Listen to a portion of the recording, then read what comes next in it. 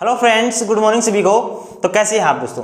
जैसे कि आपको पता है दोस्तों, हम आपको डेली मैथ्स और जीके का कंटेंट गरीब रथ एजुकेशन परिवार की ओर से डेली आपको प्रोवाइड करा जा रहा है on the basis of previous year examination. यानी कि पीछे की जितने भी एग्जाम हुए दोस्तों, उनके आधार पर आपको जीके के क्वेश्चन और साथ में मैथ्स के क्वेश्चन बहुत ही अच्छी तरीके से आपको तैयारी करवाई जा रही है। और आप भी दोस्तों उसी के साथ में, लगन के साथ में आप तैयारी कर रहे होंगे, है ना। और मैं आपको बता दूं दोस्तों, आप तैयारी भी कर रहे हैं और उसके साथ में अभी एक गुड न्यूज़ भी आई है एसएससी की तरफ से कि एसएससी जीडी के जो फॉर्म है समथिंग 11 से 12 दिसंबर के समथिंग दोस्तों आपके एसएससी जीडी के फॉर्म स्टार्ट हो जाएंगे। आपके पोस्ट जो थी वो 25,607 के समथिंग पोस्ट तो थी ही दोस्तों। उसके साथ में एसएससी ने सीआरपीएफ और बीएसएफ से बात की थी, जिसमें बताया गया है कि समथिंग 12 से 13,000 की समथिंग पोस्ट उसमें और इंक्रीज होने की बात अभी फिलहाल चल रही है। और जल्द ही आपके सामने एक नोटिफिकेशन आ जाएगा और आपके फॉर्म दोस्तों दिसंबर में स्टार्ट हो जाएंगे। स्टार्टिंग में स्टार्ट है और आपका पेपर जो है वो 13 मार्च की समथिंग से स्टार्ट हो जाएगा। तो दोस्तों मेरे बताने का मतलब यही है कि आप जो है अगर मेहनत कर रहे हैं तो और ज़्यादा मेहनत करना स्टार्ट कर दीजिए, क्योंकि आज के क्या है कि कंपटीशन बहुत ज़्यादा हो गया है ना। इसलिए क्या है, आपको ज़्यादा से ज़्यादा कंटेंट जितना मिल रहा है मैथ्स का, प्रीवियस एग्जाम का, जहाँ पर भी मिले आपको अदर क्वेश्चन, तो आप उनको हमेशा कवर करते चले, ठीक है। ओके दोस्तों, तो आपको पता है डेली मैथ्स का हम कंटेंट आपको प्रोवाइड करा रहे हैं, जिसमें मैंने आपको पीछे की जो कक्षा हुई है उसमें नंबर सिस्टम का जो पार्ट है, संख्या पद्धति का, वो मैंने आपको कंप्लीट करवा चुका हूँ। उसके थ्योरेटिकल पार्ट भी कंप्लीट है दोस्तों, और आगे के जितने भी क्वेश्चंस हैं जो प्रीवियस ईयर के एग्जाम में हैं वो सभी मैंने आपको क्या करवाए हैं, कंप्लीट करवाए हैं। आज अपना जो नया टॉपिक लेके आए हैं और ये मोस्ट इंपॉर्टेंट टॉपिक है दोस्तों। ये टॉपिक ही नहीं बल्कि एक ऐसा माध्यम है या बेस है, अर्थमेटिक का ही क्या है कि बेस है, जिसमें क्या है हम संख्याओं के साथ में खेलेंगे। क्या है कि ये टॉपिक ही नहीं है, क्या है, एक बेस है अर्थमेटिक का। अगर दोस्तों आपको एलसीएम एचसीएफ का ज्ञान नहीं है तो क्या है कि मैथ्स का अर्थमेटिक के जितने भी चैप्टर्स आएंगे आगे वो भी अच्छे से समझ में नहीं आएंगे। इसलिए क्या है, जो बेस होता है वो अगर अपना कवर है पूरा अच्छी तरीके से, आपको सब कुछ आ रहा है बेस में, तो क्या है आप सब कुछ आसानी से क्वेश्चन उसके कर सकते हैं। तो दोस्तों आज हम अपना नया टॉपिक जो है एलसीएम एचसीएफ के साथ में है, पार्ट फर्स्ट आज स्टार्ट करेंगे। और दोस्तों आप डेली क्लास जो है कंटिन्यू लगाना, ऐसा नहीं कि आपने पार्ट 1 देख लिया और पार्ट 2 मिस कर दिया तो आपको कुछ पार्ट 3 में कुछ भी समझ में नहीं आएगा। डेली अगर आप रूटीन के साथ में कंटिन्यूटी बनाए रखेंगे अपनी क्लास की, तो सब कुछ दोस्तों आपको समझ में आएगा और अच्छे से अपना टॉपिक है एलसीएम एचसीएफ आप अच्छे से कवर करेंगे उसको, ठीक है। तो दोस्तों देखिए आगे, सबसे पहले हमें पता होना चाहिए कि एलसीएम क्या होता है और एचसीएफ क्या होता है। अपना टॉपिक का नाम क्या है, एलसीएम एंड एचसीएफ, है ना। तो एलसीएम होता है दोस्तों लीस्ट कॉमन मल्टीपल। क्या होता है, least common multiple, least common multiple, जिसको दोस्तों हिंदी में बोला जाता है महत्तम समापवर्ती। क्या बोलते हैं दोस्तों, महत्तम समापवर्ती, लीस्ट कॉमन मल्टीपल। अच्छा, उसके बाद में दोस्तों अपना एक है एचसीएफ, जिसको बोलते हैं हाईएस्ट कॉमन फैक्टर। दोस्तों दोनों में कुछ तो आपको समान दिख रहा है, यानी कॉमन ही चीजें होती हैं दोनों के अंदर। क्या है, कॉमन पार्ट होता है जो कौन सी भी दो संख्याओं में कॉमन, छोटी संख्या भी कॉमन हो सकती है और बड़ी संख्या भी कॉमन हो सकती है ना। जिसमें मैंने आपको लिखा भी है, लिस्ट का मतलब दोस्तों यही होता है, क्या होता है, छोटा, और हाईएस्ट का मतलब क्या होता है, सबसे बड़ा। ये क्या होता है, सबसे छोटा। अच्छा, सबसे छोटा भी और सबसे बड़ा, यानी दोस्तों कॉमन होगी संख्या, छोटी से छोटी संख्या भी कॉमन हो सकती है और बड़ी से बड़ी संख्या भी क्या हो सकती है, कॉमन हो सकती है। तो अब देखिए इसमें एक नाम आया दोस्तों मल्टीपल। क्या है, मल्टीपल। मल्टीपल को हिंदी में क्या बोलते हैं अपन, गुणज। ध्यान से देखिए दोस्तों, आपको एलसीएम एचसीएफ का जो बेस है सब कुछ आसानी से समझ में आएगा, लेकिन आप क्लास को कंटिन्यू पूरी देखना। मल्टीपल क्या होता है, गुणज। क्या होता है, गुणज। लेकिन फैक्टर क्या होता है दोस्तों, गुणनखंड। क्या होता है, गुणनखंड। मल्टीपल होता है गुणज, ये क्या होता है, गुणनखंड। अब आपको ये पता होना चाहिए कि गुणज में और गुणनखंड में क्या डिफरेंस होता है ना। हमें ये पता होना चाहिए दोस्तों कि गुणज क्या चीज़ होती है और गुणनखंड क्या चीज़ होती है। तो गुणज जैसे मैं आपके सामने कुछ एक एग्जाम्पल लेके आऊँ, मैंने बोला दोस्तों 4 को मैंने 1 से 1 किया 4 को 2 से गुणा किया 8, 4 को 3 से किया 12। यानी दोस्तों किसी भी संख्या के इनफाइनाइट मल्टीपल हो सकते हैं। संख्या को आगे दोस्तों हम गुणा करते जा सकते हैं, अनंत तक हम इस प्रकार से गुणा कर सकते हैं। यानी किसी भी संख्या के हमेशा अनंत मल्टीपल होते हैं। याद रखना क्या था दोस्तों, किसी भी संख्या के हमेशा अनंत मल्टीपल होते हैं। नोट करके लिखना दोस्तों, किसी भी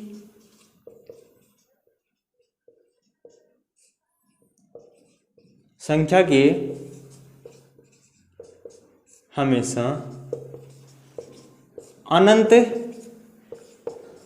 गुणज होते हैं। क्या होते हैं दोस्तों, गुणज, गुणनखंड नहीं, क्या कोई भी संख्या हो उसके अधिकतम अनंत तक क्या जा सकते हैं, उसके गुणज जा सकते हैं। लेकिन गुणनखंड क्या होता है, हमें यह पता होना चाहिए दोस्तों। गुणनखंड क्या होता है, गुणनखंड एक ऐसी संख्या होती है जिसके जितने भी गुणनखंड होंगे उस मेन जो संख्या है उसमें सभी संख्याओं का भाग जाएगा। क्या होगा, सभी संख्याओं में भाग जाएगा, है ना। जैसे दोस्तों मैंने आपको 4 का क्या लिखवाए थे, ये मल्टीपल लिखवाए थे। जैसे आप अनंत तक इस प्रकार से मल्टीप्लाई करें, लेकिन मैं आपको बोलूं कि 4 के गुणनखंड क्या कीजिए, क्या करना है, 4 के गुणनखंड करना है दोस्तों। तो आपको पता है 1 में भाग जाता है, 2 में जाता है और 4 के गुणनखंड कितने हैं, 3। मतलब एक निश्चित संख्याएं ही होती हैं गुणनखंड, लेकिन गुणज क्या होता है, इनफाइनाइट हो सकता है। गुणज हमेशा इनफाइनाइट होगा, लेकिन गुणनखंड हमेशा एक निश्चित संख्याओं में ही होगा। यह बात ध्यान में रखना है दोस्तों। अब दोस्तों मैं आपको बताता हूं कि इसमें लिस्ट और हाईएस्ट ही हम क्यों लगाते हैं। आपको सब कुछ समझ में आएगा कि इसमें लिस्ट क्यों लगाते हैं और इसमें हाईएस्ट ही क्यों लगाते हैं अपन। देखिए दोस्तों, जैसे मैंने 4 का मल्टीप्लाई लिखा,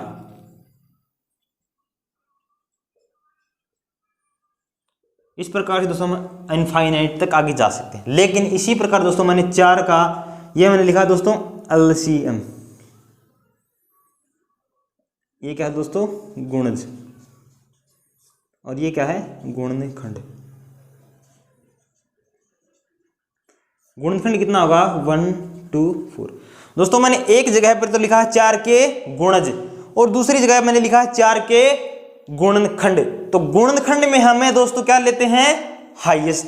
हाईएस्ट क्यों लेते हैं, और गुणज में लिस्ट वो क्यों लेते हैं, तो आपको बताता हूं दोस्तों। इन संख्याओं में या तो आप सबसे छोटी संख्या लिखोगे या सबसे बड़ी संख्या। ऊपर वाली में देखिए, या तो सबसे छोटी संख्या होनी चाहिए या सबसे बड़ी संख्या होनी चाहिए। बड़ी से बड़ी संख्या दोस्तों हमें पता ही नहीं है, क्योंकि इनफाइनाइट तक जा रहा है।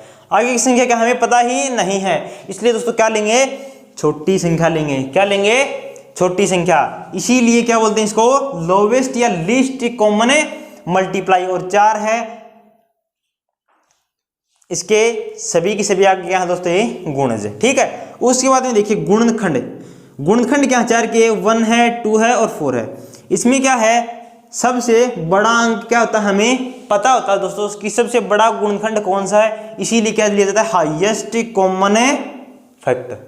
क्या लेते हैं, हाईएस्ट कॉमन फैक्टर। इसमें हमें सबसे बड़ा गुणनखंड, उभयनिष्ठ गुणनखंड पता है, इसीलिए दोस्तों क्या बोलते हैं इसको, हाईएस्ट कॉमन फैक्टर। ठीक है, अब दोस्तों आपको ये चीजें समझ में आ गई होंगी कि एलसीएम क्या होता है और एचसीएफ क्या होता है। अब हम इसी संबंधित कुछ क्वेश्चंस पे आते हैं। आपको मैं क्वेश्चंस के माध्यम से इसको और बेटर समझाने की कोशिश करूंगा। तो आप हमारी क्लास में दोस्तों बने रहिए, आप वीडियो को छोड़ के मत जाइए। आपको एलसीएम एचसीएफ में अगर पहले कोई भी दिक्कत है तो आज दोस्तों उसका अंत हो जाएगा। जिस प्रकार से राम ने रावण का अंत करके सत्यता पर विजय हासिल की थी, उसी प्रकार से आज अपना मैथ्स का डर को मिटा करके उस पर एक विजय हासिल करने जा रहे हो। तो आप क्लास में दोस्तों बने रहिए, है ना। अच्छा, अब देखिए दोस्तों, आगे मैं आपको बोलूं कि क्वेश्चन दोस्तों अपना 12 है और 18 का एक तो ज्ञात कीजिए एलसीएम। और एक 12 और 18 का क्या ज्ञात कीजिए दोस्तों, HCF। मैंने आपके सामने दो क्वेश्चन लिखे हैं दोस्तों। एक तो मैंने बोला आपको 12 और 18 का एलसीएम ज्ञात कीजिए, and second 12 and 18 the find of the HCF, and the first question is 12 and 18 find the LCM, है ना। तो क्या करेंगे है, how can find the LCM and HCF for both of this questions, है ना। तो हम देखिए दोस्तों किस प्रकार से एलसीएम ज्ञात करेंगे। एलसीएम के लिए क्या होता है, हम अपने छोटी कक्षा में भी क्या है, अभाज्य गुणनखंड विधि का दोस्तों सहारा लेते हैं। चाहे एलसीएम की बात की जाए, चाहे HCF की बात की जाए, हम क्या करते हैं, अभाज्य गुणनखंड की सहायता लेते हैं। अब दोस्तों हम इसका अगर अभाज्य गुणनखंड करें तो यहां से 2 का भाग जा रहा है दोनों संख्याओं में, कितनी बार दोस्तों, 6 बार। ये कितनी बार जाएगा, 9 बार। अब दोस्तों दोनों में 3 से भाग जा रहा है, ये कितनी बार है, 2 बार। ये कितनी बार है, 3 बार। अब देखिए दोस्तों इतना हो गया काम, एक बार इतना ही छोड़ो इसको। अब ये बताओ सबसे पहले मुझे कि HCF होता क्या है। वैसे दोस्तों आपको नाम में HCF दिखेगा, यानी हाईएस्ट कॉमन फैक्टर। नाम हाईएस्ट आ रहा है, लेकिन दोस्तों इसका जो आंसर होता है, यानी जो हाईएस्ट है, वैल्यू क्या होगी, संख्या से छोटी होगी, क्योंकि हाईएस्ट उनके गुणनखंड में से लेना है, ना कि गुणज में से लेना है। गुणज तो अनंत तक जाते हैं हाईएस्ट, लेकिन गुणनखंड ही क्या होते हैं, एक निश्चित संख्याओं में होते हैं। तो मैंने क्या किया दोस्तों, इसका अभाज्य गुणनखंड कर दिया, किसका, 12 का और 18 का, ठीक है। अब मैं बोलूं कि HCF का मतलब क्या था, हाईएस्ट होना चाहिए, कॉमन होना चाहिए और फैक्टर होना चाहिए, यानी दोनों संख्याओं में कॉमन संख्या होनी चाहिए और सबसे बड़ी संख्या होनी चाहिए, सबसे बड़ी। मेन मुद्दा तो दोस्तों ये है कि दोनों संख्याओं में कॉमन संख्या ही क्या होगी, सबसे बड़ी संख्या HCF होगी। अब इन दोनों में कॉमन कितना है, 2 कॉमन है। इन दोनों में कॉमन कितना है दोस्तों, 3 कॉमन है। अब 2 और 3 में कोई कॉमन नहीं है, तो इनको दोस्तों आपस में मल्टीप्लाई कीजिए, 3 दूनी कितना आ जाएगा, 6। यानी दोस्तों इस क्वेश्चन का जो आंसर जिसमें HCF है वो कितना हो जाएगा, 6, ठीक है। अब हम एलसीएम करेंगे। एलसीएम में क्या करते हैं दोस्तों, सभी की सभी संख्याएं जितने गुणनखंड साइड में आएंगे सभी को मल्टीप्लाई करके लिख देंगे, वही क्या कहलाता है, एलसीएम। जैसे दोस्तों मैंने अब 2 से डिवाइड किया तो कितना आ जाएगा, 1 आ जाएगा, और 3 से किया तो 3 आ जाएगा। यानी इनको मल्टीप्लाई करूँ दोस्तों मैं, 2 मल्टीप्लाई 3 मल्टीप्लाई 2 मल्टीप्लाई 3, यानी 3 दूनी 6, 3 दूनी 6, 6 छिका दोस्तों 36। अब 36 क्या है दोस्तों, इसका एलसीएम। और HCF कितना है, 6, यानी इस क्वेश्चन में HCF आएगा दोस्तों 6 और एलसीएम क्या आएगा, 36। ये क्या है अपना छोटी क्लासेस का करने का तरीका। लेकिन दोस्तों हम कंपटीशन एग्जाम में ऐसे तरीके अगर काम में लेंगे तो हमारी 1 से 1.5 मिनट गई। लेकिन मैथ्स आप इस चैनल पे क्यों आए हैं, पढ़ने के लिए। इसीलिए दोस्तों आपको मैं पढ़ाऊंगा, क्यों, क्योंकि मैं आपका सबसे टाइम कम से कम ऐसे क्वेश्चंस में कम से कम लगाने के लिए यह क्लासेस आपको प्रोवाइड करवा रहा हूँ, कि मैं आपको ऐसी ट्रिक्स बताऊंगा एलसीएम और HCF की, कि उसमें आप 5 से 6 सेकंड के अंदर दोस्तों क्या कर सकते हैं, एलसीएम और HCF का मान आसानी से ज्ञात कर सकते हैं। अब देखिए दोस्तों हम किस प्रकार से फाइंड करेंगे एलसीएम HCF का। एक आपको छोटा रूप बताता हूँ किस प्रकार से, how can find the LCM and HCF for all these questions. सबसे छोटा तरीका क्या है दोस्तों, वो देखिए, अपना ट्रिक देखो। जैसे हमने फाइंड तो कर लिया, आंसर आपको पता है 6 आ गया और 36 आ गया, लेकिन हमें ज्ञात किसका करना था, 12 का और 18 का। क्या ज्ञात करना दोस्तों, HCF। क्या करो, बड़ी संख्या में से छोटी संख्या घटाओ, कितना आया, 6। ये क्या है, HCF। क्या है दोस्तों, HCF, यही है ना। बड़ी संख्या में से क्या घटा दो, छोटी संख्या घटा देना, क्या आ जाएगा, HCF। मोस्टली दोस्तों HCF आएगा, लेकिन कभी कभार दोस्तों ऐसा नहीं होता है, नहीं भी आता। वो क्यों नहीं आता मैं आपको बताता हूँ। अगर इसमें से घटाएंगे तो कैसी संख्या आएगी, और HCF होता है इस संख्या का इसमें भी भाग जाना चाहिए और इसमें भी भाग जाना चाहिए, यानी इस छोटी वाली संख्या का दोनों में भाग जाना चाहिए। अगर दोस्तों 6 का इन दोनों में भाग जा रहा है, यानी घटाने पर आया 6, और 6 का इन दोनों संख्याओं में अगर भाग जा रहा है तो बात सही है, कोई गुंजाइश नहीं है क्वेश्चन गलत होने की। अपना आंसर ही क्या हो जाएगा, HCF 6। लेकिन दोस्तों 6 का भाग इन दोनों में न जा रहा हो, भाग नहीं जा रहा हो, तो क्या सिचुएशन होगी। तो क्या करेंगे दोस्तों, 6 के हम पहले मल्टीप्लाई करेंगे 2 और 3, 2 गुणा 3। अब पहले बड़ी संख्या से चेक करना, क्योंकि काम कर रहे हैं हाईएस्ट का, इसलिए बड़ी संख्या 3 है, तो सबसे पहले 3 से चेक करेंगे। अब 3 का देखना दोस्तों, दोनों संख्या में भाग जा रहा है, 3 का अगर दोनों में भाग जा रहा है तो काम बन गया, यानी HCF कितना हो जाएगा उसके बाद 3, 6 ना तो क्या है 3। और दोस्तों 3 का भी भाग नहीं जा रहा है तो चेक करना किससे, 2 से, 2 तो अपना आंसर होगा ही होगा, और 2 भी नहीं है तो 1 दोस्तों HCF होता ही है। और 1 HCF किस संख्याओं के लिए होता है दोस्तों, अभाज्य संख्याओं के लिए HCF कितना होता है हमेशा 1, याद रखना दोस्तों, अभाज्य संख्याओं के लिए HCF 1, अभाज्य संख्याओं के लिए HCF हमेशा 1 नोट कर लेना दोस्तों। कोई भी अगर आपके पास में अभाज्य संख्या आ जाए तो उनका HCF फाइंड करना हो तो सीधा ही बोल देना आंसर क्या है 1 है, ना आपने वैसे क्वेश्चन निकालना, टाइम वेस्ट नहीं करना, क्या बोलना है 1 आंसर है। ओके, अब दोस्तों दूसरा क्वेश्चन देखिए, मैंने आपको बोला 36 एंड 45, क्वेश्चन नंबर 2 है दोस्तों, 36 है और 45 है। आप अभाज्य गुणनखंड के माध्यम से दोस्तों इस क्वेश्चन का आंसर सभी निकाल सकते हो, क्योंकि आपने छोटी कक्षा में बहुत अच्छे तरीके से पढ़ा है, एलसीएम इस प्रकार निकालते हैं और HCF इस प्रकार निकालते हैं। लेकिन अब हम कंपटीशन लेवल की तैयारी कर रहे हैं दोस्तों, यानी टाइम की बहुत ही शॉर्टेज होती है पेपर के अंदर, यानी अपने 60 मिनट में दोस्तों अपने को 100 क्वेश्चन होते हैं समथिंग, माने तो आपके पास एक क्वेश्चन के लिए समथिंग 36 से 37 सेकंड के समथिंग आपके पास टाइम है, यानी 36 सेकंड के में आपको एक मैथ्स का क्वेश्चन LCM HCF को करना है। अगर आप अभाज्य गुणनखंड विधि से करने के लिए बैठ गए तो दोस्तों आपको बता दो 1.5 से 2 मिनट तो आपको LCM और HCF करने में लग ही जाएंगे, चाहे कौन सा भी LCM HCF हो। और अपने को टाइम क्या करना है, ध्यान रखते हुए पूरा पेपर भी करना है, क्योंकि कट ऑफ दोस्तों आजकल कंपटीशन ज़्यादा है और कट ऑफ हाई जाती है, तो उस कट ऑफ के तक पहुंचने के लिए, उसकी उस जगह तक पहुंचने के लिए अपने को अलग अलग ट्रिक्स देखनी पड़ेंगी। इस ट्रिक के माध्यम से इस क्वेश्चन को करेंगे तो इतने कम टाइम में हो जाएंगे। तो वही चीज़ें मैं आपको इस चैनल पर प्रोवाइड करवा रहा हूँ, तो आप देखिए। मैं आपको बोलूँ कि 36 और 45 का क्या ज्ञात करना है दोस्तों, HCF।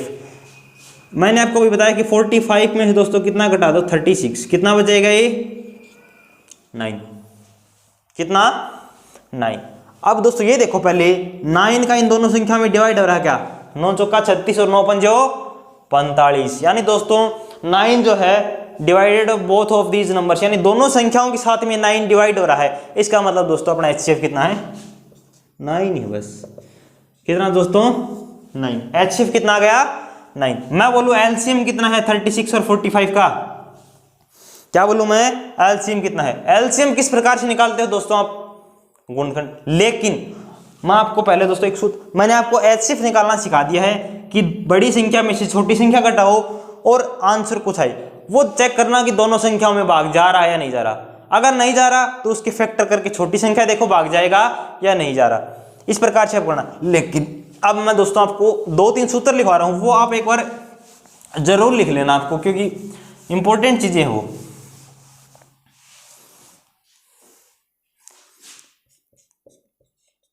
फर्स्ट इंपॉर्टेंट चीज क्या दोस्तों, लिख लेना, मोस्ट इंपॉर्टेंट है, क्योंकि अगर आप कोई चीज आ जाएंगे तो LCM HCF का पूरा निचोड़ आ जाएगा। दोनों संख्याओं का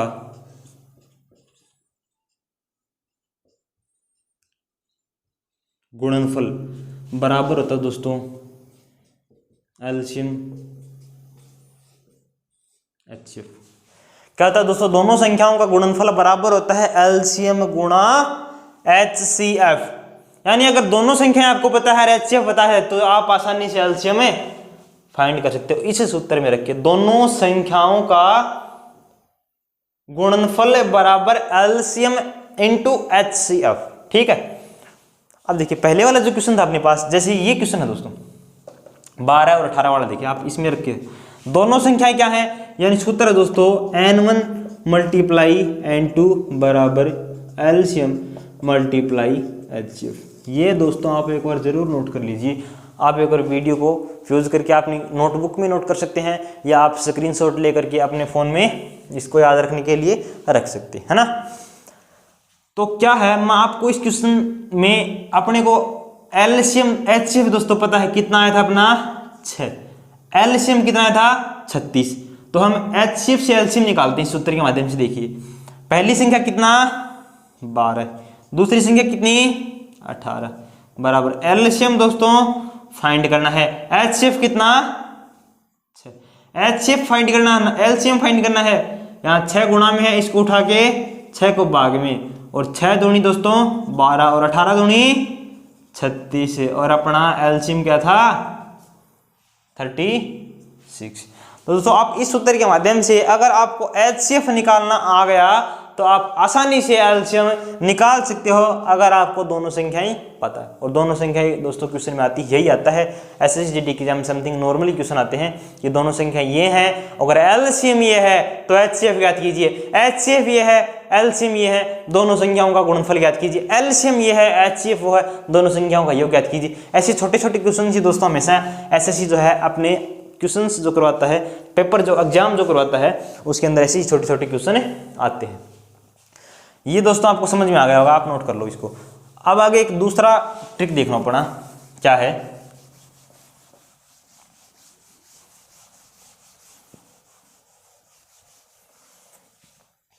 अब सेकंड देखिए दोस्तों, मैं आपको बोलूं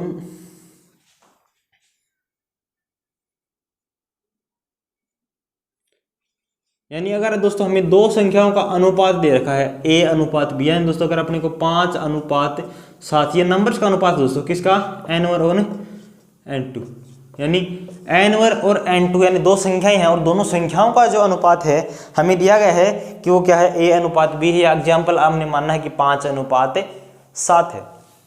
और मैं बोलूँ दोस्तों HCF है 6, कितना है 6, एचसीएफ दोस्तों क्या है 6, दोनों संख्याओं का अनुपात कितना है a अनुपात b। तो मैं बोलूं दोस्तों संख्या, पहली संख्या क्या होगी और दूसरी संख्या क्या होगी, यानी दोस्तों हमें दो संख्याओं का अनुपात दिया जाए और साथ में एचसीएफ दिया जाए तो हम दोनों संख्याएं किस प्रकार से ज्ञात करेंगे। संख्या क्या होगी दोस्तों a गुणा एचसीएफ, ये क्या जाएगा b मल्टीप्लाई एचसीएफ, यानी दोस्तों आपको अनुपात में एचसीएफ का गुणा कर देना है, वही क्या आता है संख्या। एचसीएफ में संख्याओं के अनुपात की गुणा करने पर हमें क्या प्राप्त होता है संख्याएं, ठीक है। तो इसके एग्जाम्पल के माध्यम से हम दोस्तों देखें, यानी अपनी संख्याओं का अनुपात कितना है 5 अनुपात 7, और इसका एचसीएफ हमने कितना मानना है 6, तो 6 को 5 से मल्टीप्लाई किया तो दोस्तों कितना 30, और 6 को 7 से किया तो 42। अब दोस्तों आप इन दोनों संख्याओं का चेक भी कर सकते हैं कि एचसीएफ कितना आएगा 6, और एलसीएम क्या है आप निकाल सकते हैं। कैसे, दोनों को गुणा करके 6 का भाग लगा दीजिए दोस्तों, और अपना आंसर क्या आ जाएगा, ये आ जाएगा, ठीक है दोस्तों। अच्छा, अब दोस्तों मैं आपको इन्हीं सूत्र के आधार पर 2-4 क्वेश्चन दे रहा हूं, तो वो क्वेश्चन आपको एज ए होमवर्क हैं, आपको करने हैं, और उनका आंसर जो आप कमेंट बॉक्स में कमेंट करके जरूर बताना, जिससे हमें पता चले कि दोस्तों आज की अपनी जो क्लास हुई है उसमें आपको ये चीज़ें समझ में आई हैं। तो अपना जो पहला क्वेश्चन है वो देखिए क्या है, दो संख्याओं का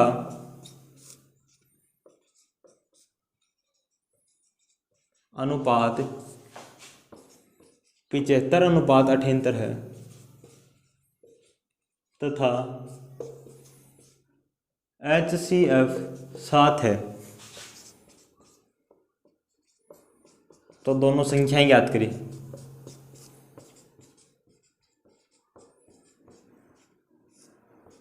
तो दोनों, पहला क्वेश्चन तो दोस्तों ये, सेकंड क्वेश्चन देखिए,